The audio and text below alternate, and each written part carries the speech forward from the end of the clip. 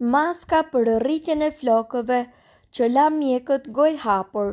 Të gjithë ne dëshirojmë flokë të bukur dhe të shëndetshëm.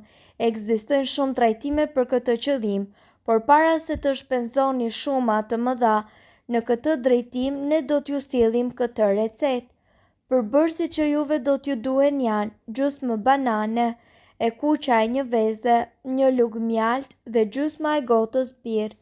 Përgatitja: përzieni që të gjithë përbërësit derisa masa të jetë homogjene. E aplikoni në flok, shtoni kapelen e dushit dhe e vendosni në kokë për të paktën 1 deri në 2 orë që kjo maskë të veprojë dhe më pas lajni atë me shampo siç bëni zakonisht.